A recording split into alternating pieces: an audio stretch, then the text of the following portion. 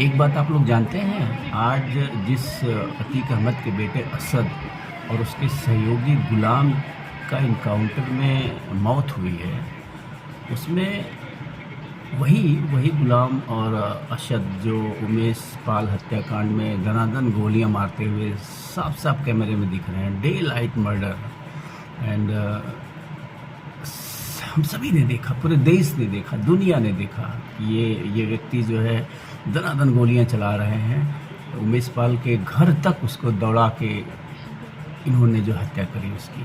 तो इसमें जानते हैं हुआ क्या है, यूपी एसटीएफ ने एक गलती कर दी है, और वो गलती ये है कि ये इन दुर्दांत अपराधियों जिनके पास जो समाचार मिल रहे हैं कि विदेशी असलहे थे, मतलब वो उन्नतशील असलहे जो आतंकियों के पास होते हैं। और यह भी समाचार आ रहा है कि इनका जो कनेक्शन आईएसआई से था और इनको पाकिस्तान से हथियार मुहैया कराए जाते थे, जो ड्रोन द्वारा पंजाब के किसी क्षेत्र में गिराए जाते थे, वहाँ से अतीक अहमद के पास पहुँचाए जाते थे। यानी कि इनके पास जो असलहे हैं वो एसटीएफ के असलहे से किसी भी मायने में कम नहीं रहे होंगे।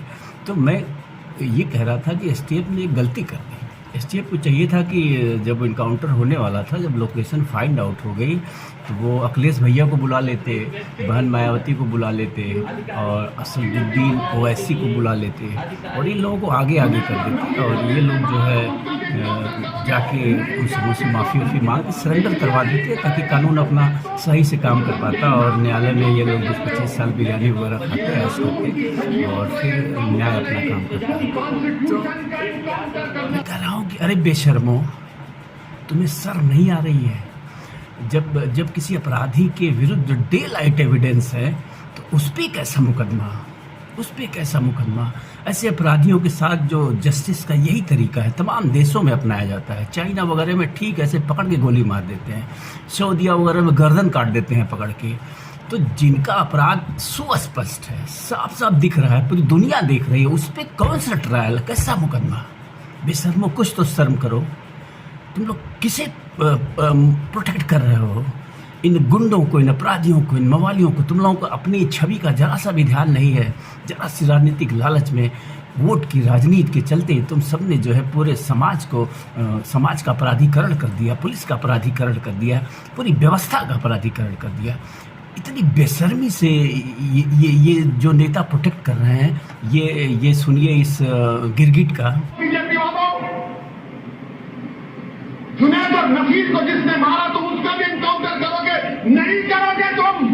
इसलिए नहीं करोगे क्योंकि तुम मजहब के नाम पर एनकाउंटर करते हो। ये कानून की धज्जियां उड़ रही, एनकाउंटर नहीं, तुम कॉन्स्टिट्यूशन का एनकाउंटर करना चाहते हो। ये गिरगिट जो है संविधान की दुहाई दे रहा है कि संविधान का एनकाउंटर हुआ है।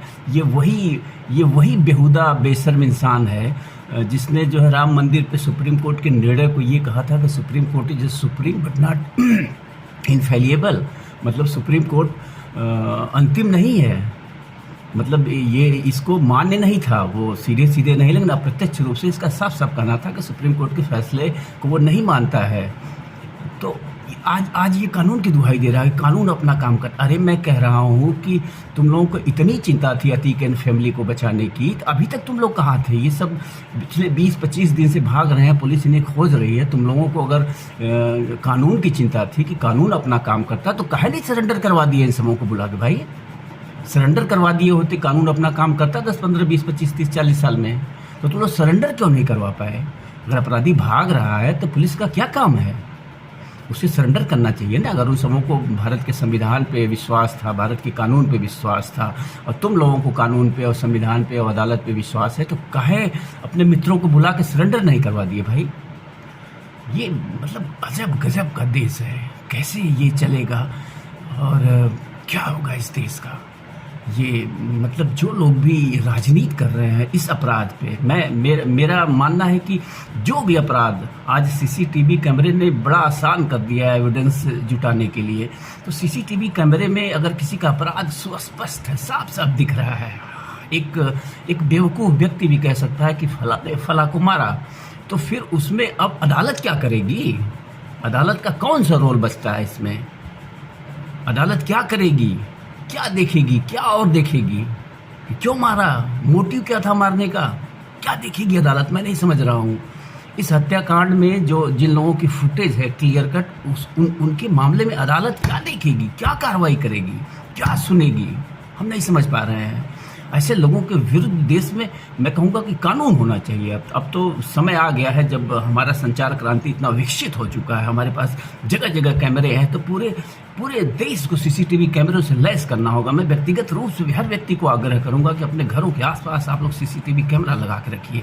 और संविधान में एक संशोधन होना चाहिए, एक परिवर्तन होना चाहिए कि जिस किसी अपराध की सीसीटीवी फुटेज है उसके लिए कोई मुकदमा नहीं है, सीधा सा स्पष्ट प्रमाण है। 2-4 दिन इधर उधर घुमाइए और न्याय करिए उसको, फिर उसमें किसी गवाह की क्या ज़रूरत है। जब आंखें साफ साफ देख रही हैं, CCTV camera is just like an eyes, वो रियल टाइम आंखों की तरह काम करता है। फिर किस एविडेंस की, किस गवाही की, किस जिरह की क्या ज़रूरत है। कैसा सड़ गया है ये देश का संविधान, मैं नहीं समझ पा रहा हूँ। और अब मैं दूसरे पहलू की भी बात करता हूँ। दूसरा पहलू ये है कि एक आरोप ये भी लग रहा है योगी सरकार पे और योगी जी पे कि ये जो है सेलेक्टेड अपराधियों के विरुद्ध कार्रवाई कर रहे हैं। तो मैं ये कहूँगा कि क्या सच में अतीक अहमद को मार के यूपी जो है अपराध मुक्त हो गया, या अतीक अहमद के अतीक अहमद अभी जीवित हैं, अतीक अहमद के कुछ 2-3-4 गुर्गों को मार के क्या यूपी अपराध मुक्त हो गया या हो जाएगा। जैसा कि माना जाता है कि अतीक जैसे अपराधियों के पास हजारों हजार गुंडों की फौज है, तो क्या हजारों हजार को आप मारेंगे इस तरह से? और अगर मार भी देंगे तो क्या अपराध खत्म हो जाएगा? ऐसे अपराधी हर ज़िले में पाले पोसे गए हैं राजनीतिज्ञों द्वारा। और मैं किसी एक पार्टी पे आरोप नहीं लगा रहा हूँ, सब ने इसमें अपना काम किया, सब दोषी हैं, रहे हैं, कोई भी सरकार रही हो, सब ने जो अपराधियों को प्रश्रय दिया है अपने व्यक्तिगत लाभ हानि के लिए, अपने पार्टी के लाभ के लिए, अपने वोट के लाभ के लिए। तो ये जो ऑपरेशन है ये सेलेक्टेड है, इसमें कोई दो राय नहीं है। मैं इसके लिए आलोचना भी करता हूँ। अगर ऑपरेशन करना है तो यूपी सरकार जो है, मैं बीपी सिंह का नाम लेना चाहूँगा। मेरे बचपन की बात है, जब हम लोग बचपन में करीब 10-12 साल के थे तो इतना आतंक था डाकुओं का उत्तर प्रदेश में, इतना आतंक था डाकुओं का यूपी, एमपी, बिहार वगैरह में कि जिसकी कोई हद नहीं थी। और डाकुओं ने ऐसे अतीक अहमद की तरह उनका मनोबल ज़्यादा बढ़ गया। और एक दिन बीपी सिंह के कोई भाई साहब जज थे, वो कहीं जंगलों में घूमने गए थे और उनको परिवार सहित जो है मार दिया। जो भी हो, लेकिन बीपी सिंह ने उसके बाद जो दस्यु उन्मूलन ऑपरेशन चलाया था, जब वो मुख्यमंत्री थे, मुझे वो सन नहीं याद आ रहा कि किस सन में वो मुख्यमंत्री थे, वो ऑपरेशन सच में रियल ऑपरेशन था। वो निष्पक्षता से बिना किसी भेदभाव के चलाया गया। उसका सुखद परिणाम ये हुआ कि मैं जो अनुभव कर रहा हूँ उसके बाद से ये डकैती की प्रथा ही खत्म हो गई यूपी में, वो प्रथा ही खत्म हो गई। उसके बाद शायद किंचित डकैती पड़ी हो पूरे प्रदेश में। तो उस तरह का उन्मूलन होने की ज़रूरत है। इसमें किसी को ये नहीं कि आपके जो है पार्टी में जो आ गया वो सन्यासी हो गया, साधु हो गया, उसके सारे खून माफ, 7 खून माफ, ऐसा नहीं होना चाहिए। ऐसा आप करेंगे तो ये बहुत दिन तक ये इस तरह का जो है अपराध उन्मूलन नहीं चलेगा। ये फिर माना जाएगा कि ये दिखावा है, ये आंशिक रूप से वोट की राजनीति करी जा रही है योगी जी द्वारा। अगर सच में उत्तर प्रदेश को अपराध मुक्त करना है तो एक तरफ से सारे अपराधी, इन सब सालों को निकाल के मारने की ज़रूरत है, जिनके ऊपर लंबे लंबे अपराधों के केस दर्ज हैं और जो पूरी दुनिया, पूरा समाज जानता है कि अपराधी है, इसने हत्या की है। इस तरह के लोगों की फाइलें खोल के इन्हें निकाल के इन्हें सज़ा दिलाने की ज़रूरत है और उन्हें सज़ा देने की ज़रूरत है। तब जाके अपराध का उन्मूलन होगा सही मायने में। और ये इस आरोप से बचना होगा योगी जी को कि वो अपने सजाती गुंडों को बचा रहे हैं या फिर जो उनकी पार्टी में, उनकी शरण में आ जा रहा है उसको बचा रहे हैं। ऐसा नहीं होना चाहिए। अपराधी होता है, इनमें से एक भी बचा रहेगा जो आज आपके साथ है, वो अपराधी बचा हुआ, अपराधी मानसिकता उसकी बची हुई है। तो कल जब वो अवसर पाएगा फिर से वो अपराध की दुनिया खड़ी करेगा इस प्रदेश में। तो अपराध उन्मूलन अगर सच में करना है तो इस दोष से ऊपर निकलना होगा। कलेक्टिवली एक एक अपराधी को चुन के, बीपी सिंह ने जैसे दस्युओं को चुन के जो है ख़त्म करवाया था, वैसे ख़त्म करवाना पड़ेगा। तब यूपी अपराध मुक्त होगा सही मायने में। तो कुछ आरोप विपक्ष के सही भी हैं और कुछ गलत भी हैं। तो कुल मेरा यही कहने का मतलब है, इस वीडियो का यही मतलब है कि ये जो अतीक अहमद की गैंग के साथ हो रहा है, इसमें कोई दो राय नहीं है कि ये उचित कार्रवाई है। इसका मैं समर्थन करता हूँ, सबको समर्थन करना चाहिए।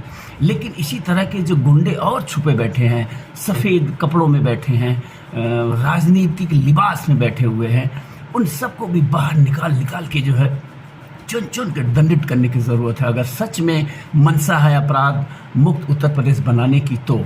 अन्यथा ये बहुत दिनों तक नहीं चलेगा अगर आप सेलेक्टिवली जो है विरोधियों को चुन चुन के उनका उन्मूलन करेंगे सिर्फ, और जो लोग आपके चरण में बैठे हुए हैं उनको आप जो है मुआफ़ करते रहेंगे, उनको आप जो है जीवन दान देते रहेंगे। ये बहुत दिन नहीं चलेगा, इसको बदलना पड़ेगा और एक एक को निकाल के चुन चुन के जो है सज़ा देनी पड़ेगी, तब जाके प्रदेश सही मायने में अपराध मुक्त होगा।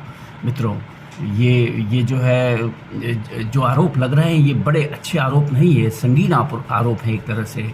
तो मैं योगी जी तक यही बात पहुंचाना चाहूँगा कि अपराधी होता है, वो कोई सजाती बिजाती नहीं होता है। अगर देश को सच में आप अपराध मुक्त बनाना चाहते हैं प्रदेश को, तो एक एक को बाहर निकालिए और सबका सफाया करिए। और एक चीज़ मैं आपको बताऊं, एसटीएफ की इस कार्रवाई से एक चीज़ स्पष्ट है।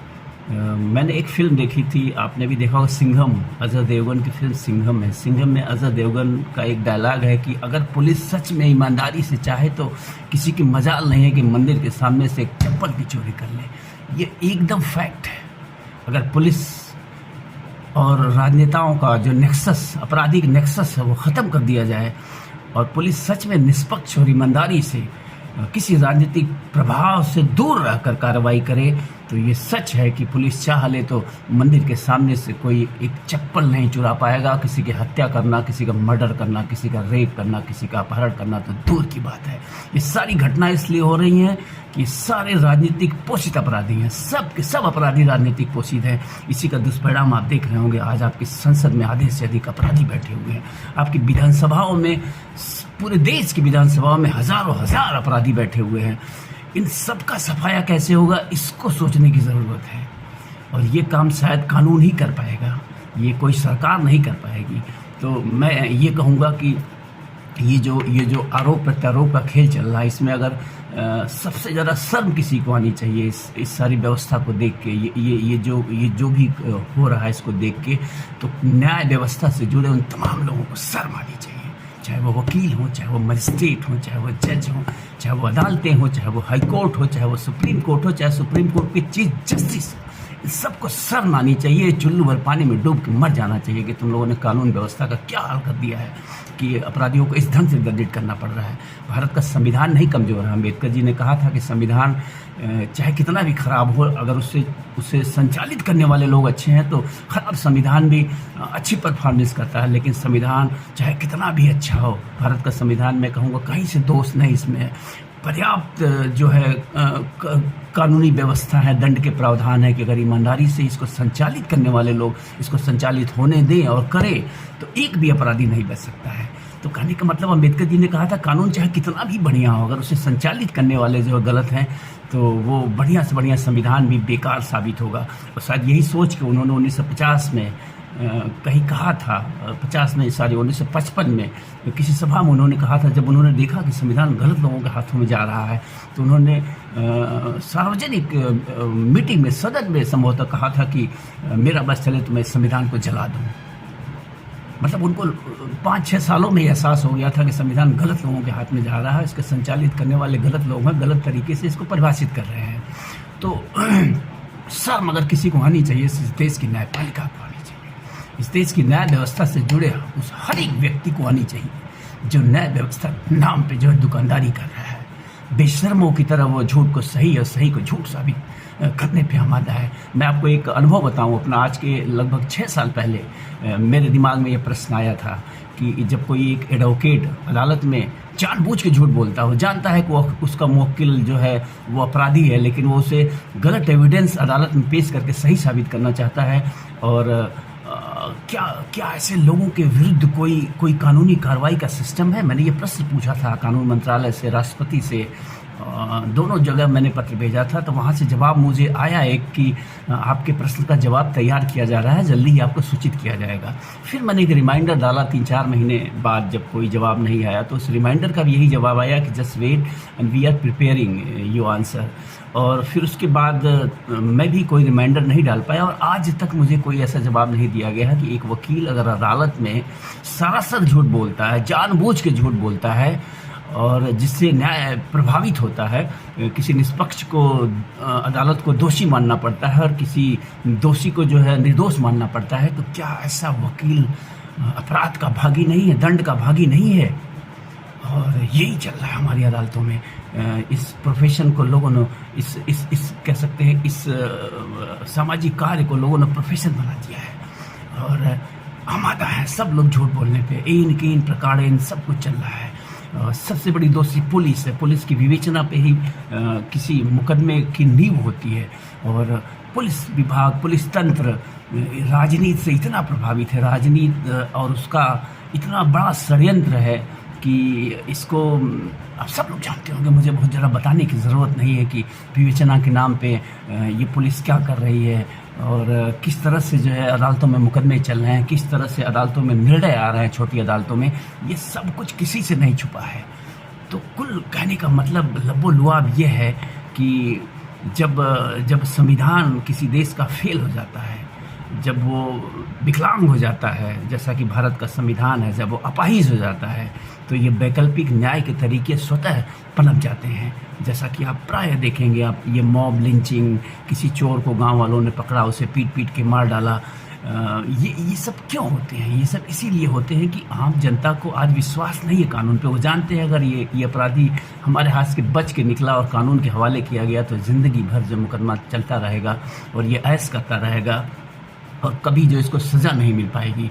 ये ऐसे करोड़ों उदाहरण है। 4 करोड़ से अधिक लंबित मामले हमारी अदालतों में हैं, और ऐसे लोगों के विरुद्ध हैं जो बड़े बड़े पदों पे आज बैठे हुए हैं। मैं क्या कहूँ, जो विधायक हैं, सांसद हैं, मंत्री हैं, मुख्यमंत्री हैं, जाने किन किन पदों तक पहुँचे हुए ऐसे लोग हैं जिनको अगर समय से न्याय काम करता अपना, तो ये जिनको जेल में होना चाहिए, वो आज जो है देश का कानून बना रहे हैं और देश चला रहे हैं, या चलाते रहे हैं, या चलाते रहेंगे। अगर हम मतदाता ऐसे ही रहें, अगर हमने वोट देना नहीं सीखा, अगर हमने जाति धर्म से ऊपर उठकर एक योग्य और उचित प्रत्याशी का चयन करना नहीं सीखा, तो ये सारे ड्रामे देश में दिन प्रतिदिन बढ़ते जाएंगे और बुरी तरह से ये पूरा समाज जो है दूषित हो जाएगा।